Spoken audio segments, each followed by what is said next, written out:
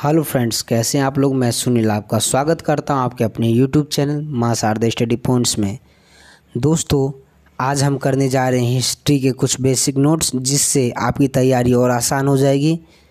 तो आइए हम पढ़ते हैं सबसे पहले कि इतिहास क्या है।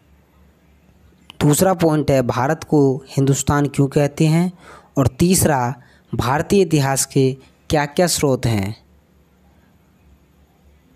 तो पहला पॉइंट हमारा इतिहास क्या है, इसको हम डिटेल में पढ़ते हैं कि पिछले समय में बीती हुई घटनाओं को इतिहास कहते हैं। इतिहास से हमें पिछले समय के नगरों, राजाओं और हमारे पूर्वजों के बारे में पता चलता है कि वो लोग क्या खाते थे, क्या पहनते थे और कहाँ रहते थे। अब हमारा इसमें पॉइंट आता है कि लोग कहाँ रहते थे, और दूसरा है कि खेती की शुरुआत कैसे हुई। तो इसको हम एकदम लास्ट में करेंगे। अब हम बढ़ते हैं आगे।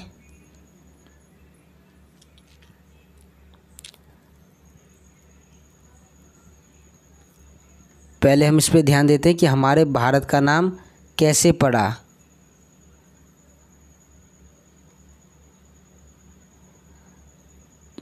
तो इसमें पहला पॉइंट है हमारा, भारत को हिंदुस्तान क्यों कहते हैं। तो सिंधु घाटी सभ्यता बहुत प्रसिद्ध हुई है। मध्य युग में जब तुर्किस्तान से कुछ विदेशी लुटेरे और ईरानी लोग देश में आए, तो सर्वप्रथम उन्होंने सिंध घाटी में प्रवेश किया। यहाँ के निवासियों को उन्होंने हिंदू नाम दिया, जो सिंधु का एक अपभ्रंश है। हिंदुओं के देश को उन्होंने हिंदुस्तान के नाम से जाना। मैं फिर से रिपीट कर रहा हूँ दोस्तों कि सिंधु घाटी सभ्यता बहुत प्रसिद्ध हुई है। मध्य युग में तुर्किस्तान से जब कुछ विदेशी लुटेरे और ईरानी लोग देश में आए, तो सर्वप्रथम उन्होंने सिंधु घाटी में प्रवेश किया। यहाँ के निवासियों को उन्होंने हिंदू नाम दिया, जो सिंधु का ही अपभ्रंश है, उसी का उल्टा है। हिंदुओं के देश को उन्होंने हिंदुस्तान के नाम से जाना और प्रचलित किया। ये आ गया होगा दोस्तों समझ में। अब हम पढ़ेंगे हमारे भारत के कितने नाम हैं। तो हमारे भारत के कितने नाम हैं, हमारे भारत के 5 नाम हैं। कौन कौन सा? भारत, इंडिया, हिंदुस्तान,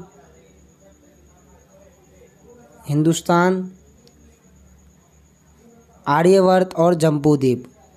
मैं फिर से रिपीट कर रहा हूँ दोस्तों कि भारत, इंडिया, हिंदुस्तान, आर्यवर्त और जम्बूद्वीप, ये हमारे भारत के 5 नाम।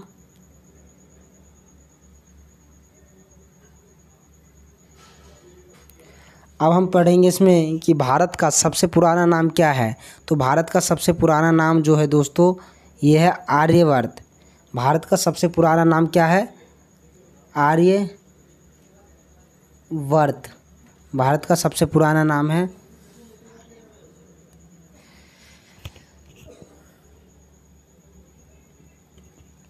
अब हम पढ़ेंगे इसमें भारतीय इतिहास के क्या क्या स्रोत हैं। भारतीय इतिहास के क्या क्या स्रोत हैं, तो इसमें भारत के इतिहास के संबंध में अनेकों स्रोत उपलब्ध हैं। कुछ स्रोत काफ़ी विश्वसनीय हैं व वैज्ञानिक है, अन्य मान्यताओं पर आधारित है। प्राचीन भारत के इतिहास के संबंध में जानकारी के मुख्य स्रोत 3 भागों में बांटा जा सकता है। ये स्रोत नीचे दिए गए हैं। पहला है पुरातात्विक स्रोत, फिर साहित्यिक स्रोत और विदेशी स्रोत। मैं फिर से रिपीट कर रहा हूँ, पुरातात्विक स्रोत, साहित्यिक स्रोत और विदेशी स्रोत। ये हमारे भारत के 3 स्रोत, भारतीय इतिहास के 3 स्रोत ये थे।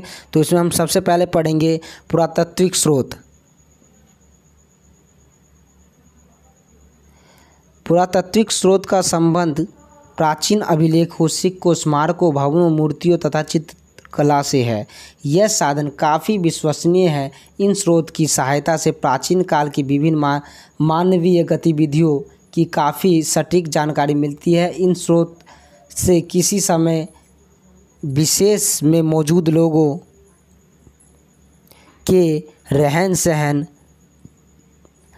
सहन, कला, जीवन व अर्थव्यवस्था आदि का ज्ञान होता है। इसमें से अधिकतर स्रोत का वैज्ञानिक सत्यापन किया जा सकता है। इस प्रकार की प्राचीन स्रोतों का अध्ययन करने वाले अन्वेषकों को पुरातात्विक कहा जाता है। दोस्तों समझ में आ गया होगा। जो इसमें फिर से मैं बता रहा हूँ, जीवन शैली, अर्थव्यवस्था इत्यादि का ज्ञान होता है जिसको इसमें अधिकतर स्रोतों का वैज्ञानिक सत्यापन किया जाता है। इस प्रकार के प्राचीन स्रोतों का अध्ययन करने वाले को ही पुरातात्विक कहा जाता है। अब हम आते सबसे पहले अभिलेख। अब हम ये जानेंगे अभिलेख क्या है।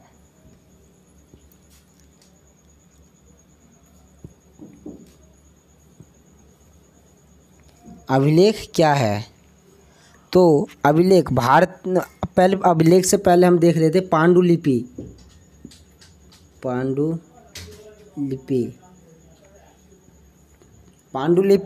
पांडुलिपि भोजपत्र या ताड़ के पत्तों पर लिखा जाता था। और पांडुलिपि और अभिलेख की हम आगे चल के तुलना करेंगे। इनके बारे में हम डिटेल से पढ़ेंगे। अभी हम पढ़ते हैं अभिलेख क्या है। तो भारतीय इतिहास के संबंध में कुछ अभिलेखों का स्थान अति महत्वपूर्ण है। भारतीय इतिहास के बारे में प्राचीन काल में कई शासकों के अभिलेख से काफ़ी महत्वपूर्ण जानकारी प्राप्त हुई है। यह अभिलेख पत्थर, स्तंभ, धातु की पट्टी तथा मिट्टी के वस्तुओं पर उकेरे प्राप्त हुए हैं। आपको पता चल गया होगा कि अभिलेख क्या होता है। यह अभिलेख पत्थर, स्तंभ, धातु की पट्टी तथा मिट्टी के वस्तुओं पर ही ज़्यादातर अभिलेख लिखे जाते थे। इन प्राचीन अभिलेखों के अध्ययन को पुरालेख शास्त्र कहा जाता है, जबकि इन अभिलेख की लिपि के अध्ययन को पुरालिपि शास्त्र कहा जाता है। मतलब इसकी लिपि को क्या कहा जाता है? पुरालिपि शास्त्र। और इसके अध्ययन को कहा जाता है पुरालेख शास्त्र। जबकि अभिलेखों के अध्ययन को मैंने बता दिया है कि अभिलेखों के अध्ययन को क्या कहा जाता है? पुरालेख शास्त्र। अभिलेखों का उपयोग शासकों द्वारा आमतौर पर अपने आदेश का प्रचार करने के लिए करते थे। बड़े बड़े जो शासक थे पहले पिछले समय में, वो अपना घोषणा करते थे या कोई सा नियम निकालते थे, नया नियम जारी करते थे, राज्य में किसी चीज़ की भी घोषणा करते थे तो वो अभिलेख पर लिखवा देते थे, जिससे उससे अधिक से अधिक लोग पढ़ सके। यह अभिलेख आमतौर पर ठोस सतह वाले स्थानों अथवा वस्तुओं पर मिलते हैं। लंबे समय तक अमिट्य बनाने के लिए इन्हें ठोस सतहों पर लिखा जाता था। इस प्रकार के अभिलेख मंदिर, दीवारों, स्तंभ, स्तूपों, मुहरों तथा ताम्रपत्रों इत्यादि पर प्राप्त होते हैं। यह अभिलेख अलग अलग भाषाओं में लिखे गए हैं। इनमें प्रमुख भाषा संस्कृत और पाली, और ये दोनों हैं संस्कृत और पाली। दक्षिण भाषा की भी कई भाषाओं में अभिलेख प्राप्त हुए हैं, लेकिन ज़्यादातर संस्कृत और पाली भाषा में लिखे गए हैं। आगे हम पढ़ेंगे अशोक के बारे में भी थोड़ा पढ़ेंगे कि अशोक का जो अभिलेख मिला है वो ब्राह्मणी लिपि में है, वो हम आगे पढ़ेंगे। भारत के इतिहास के संबंध में सबसे प्राचीन अभिलेख सिंधु घाटी सभ्यता से प्राप्त हुए हैं। जब हड़प्पा सभ्यता की खुदाई हुई थी उसमें से प्राप्त हुए हैं। यह अभिलेख औसतन 2500 ईसा पूर्व के समय काल के हैं। सिंधु घाटी सभ्यता की लिपि अभी तक डिकोड न किया जाने के कारण अभी तक इन अभिलेखों के सार अभी तक नहीं हो सका। मतलब सिंधु घाटी सभ्यता की लिपि को अभी तक कोई पढ़ नहीं पाया है, इसलिए इसका भी डिटेल नहीं आया है।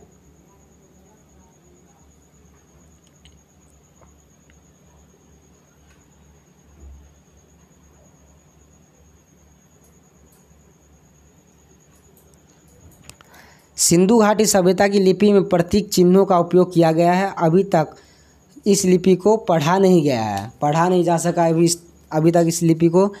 पश्चिम एशिया अथवा एशिया माइनर के बोंगज कोई नामक स्थान से भी काफ़ी प्राचीन अभिलेख प्राप्त हुए हैं। हालांकि यह अभिलेख सिंधु घाटी सभ्यता के जितने पुराने तो नहीं हैं, लेकिन बोंगस कोई से प्राप्त अभिलेख लगभग 1400 ईसा पूर्व के समय काल के हैं। इन अभिलेखों की विशेष बात यह है कि इन अभिलेख में वैदिक देवताओं इंद्र, मित्र, वरुण तथा नाथ सत्य का उल्लेख मिलता है।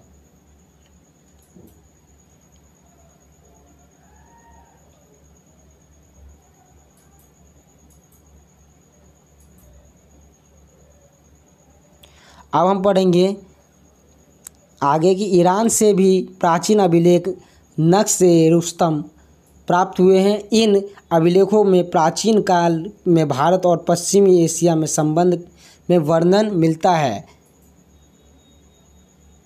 इसमें प्राचीन काल में भारत और पश्चिम एशिया के संबंध में वर्णन मिलता है। भारत के प्राचीन इतिहास के अध्ययन में यह अभिलेख अति महत्वपूर्ण है। इनसे प्राचीन भारत की अर्थव्यवस्था, व्यापार इत्यादि संबंध में पता चलता है।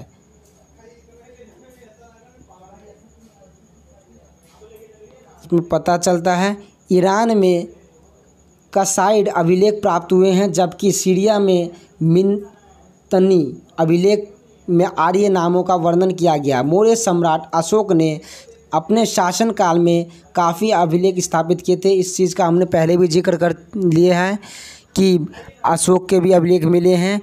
ब्रिटिश पुरातात्विक जेम्स प्रिंसेप ने सबसे पहले 1837 में अशोक के अभिलेखों को डिकोड किया है। यह अभिलेख सम्राट अशोक द्वारा ब्राह्मणी लिपि में उत्कीर्ण कराए गए, मतलब ब्राह्मणी लिपि में था और इसको सबसे पहले जेम्स प्रिंसेप ने 1837 में पढ़ा।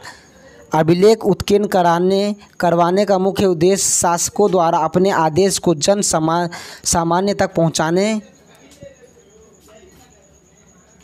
पहुंचाने के लिए किया जाता था।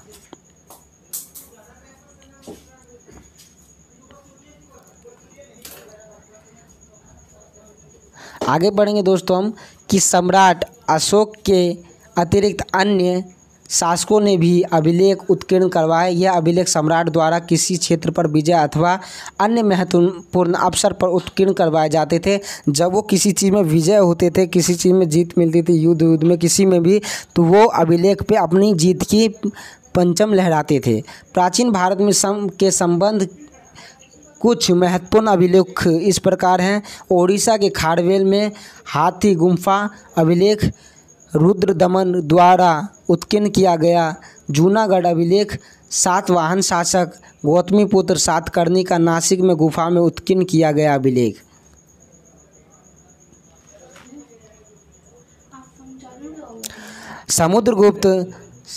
समुद्रगुप्त का प्रयाग स्तंभ अभिलेख, स्कंदगुप्त का जूनागढ़ अभिलेख, यशोवर्मन का मंदसौर अभिलेख, पुलकेशिन द्वितीय का ऐहोल अभिलेख, प्रतिहार सम्राट भोज का ग्वालियर अभिलेख तथा विजयसेन का देवपाड़ा अभिलेख। ये नोट कर लेना दोस्तों, ये बहुत इम्पोर्टेंट है।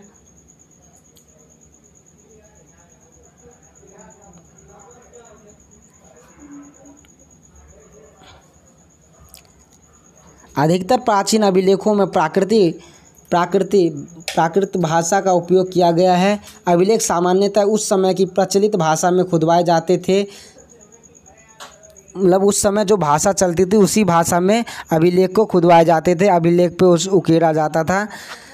कई अभिलेखों में संस्कृत भाषा में भी संदेश उत्कीर्ण किए गए हैं। संस्कृत का उपयोग अभिलेखों में ईसा की दूसरी शताब्दी में दृश्यमान होता है। संस्कृत अभिलेख का प्रथम प्रमाण जूनागढ़ अभिलेख से मिलता है। यह अभिलेख संस्कृत भाषा में लिखा गया। जूनागढ़ का जो अभिलेख है ये संस्कृत भाषा में लिखा गया है। जूनागढ़ अभिलेख 150 ईसा ईस्वी में शक सम्राट रुद्रदमन द्वारा उत्कीर्ण कराया गया था। रुद्रदमन का शासनकाल 135 ईस्वी से 150 ईस्वी तक था।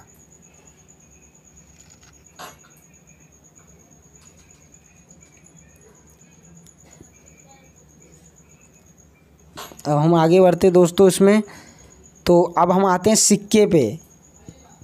तो सिक्के कॉइन्स,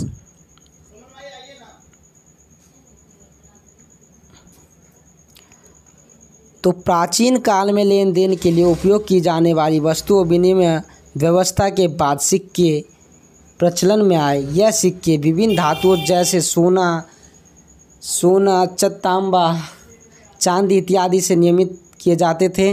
प्राचीन भारतीय सिक्कों की एक विशिष्टता यह है कि इनमें अभिलेख नहीं पाए गए। आमतौर प्राचीन सिक्कों पर चिन्ह पाए गए हैं। इस प्रकार से सिक्कों की आहत सिक्के कहा जाता है। इन सिक्कों का संबंध ईसा से पहले 5वीं सदी से है। इसके पश्चात सिक्कों में थोड़ा बदलाव आया और इन सिक्कों में तिथियां, राजा तथा देवताओं के चित्र अंकित किए जाने लगे। आहत सिक्कों में सबसे प्राचीन भंडार पूर्वी उत्तर प्रदेश तथा मगध से प्राप्त हुआ है। भारत में स्वर्ण मुद्राएं सबसे पहले हिंदू यूनानी शासक ने जारी की और शासकों ने सिक्के के निर्माण में डाई विधि का उपयोग किया। डाई विधि का उपयोग क्या है? उसको छापने में। कुषाण शासक द्वारा जारी की गई स्वर्ण मुद्राएं सबसे अधिक शुद्ध थी। कुषाण द्वारा जो स्वर्ण मुद्रा बनाई गई वो सबसे अधिक शुद्ध थी, जबकि गुप्त शासक द्वारा सबसे ज़्यादा मात्रा में स्वर्ण मुद्राएं जारी की। सबसे ज़्यादा मात्रा में स्वर्ण मुद्रा जारी की कब? गुप्त शासकों के उसमें शासनकाल में। सातवाहन शासकों ने शीशे की मुद्राएं जारी की। तो हमारे एग्ज़ाम में ये भी पूछा जा सकता है कि शीशे की मुद्राएं कौन से शासकों ने जारी की? तो सातवाहन शासकों ने जारी की। सातवाहन शासकों ने शीशे की मुद्राएं जारी की। आपको ये वीडियो कैसी लगी कमेंट के माध्यम से ज़रूर बताएं। और हाँ, अगर आपने हमारे चैनल को सब्सक्राइब नहीं किया तो हमारे चैनल को सब्सक्राइब ज़रूर करें और बेल आइकन को ज़रूर दबाएं, जिससे हमारी नई वीडियो आप तक जल्द पहुंच सके। धन्यवाद।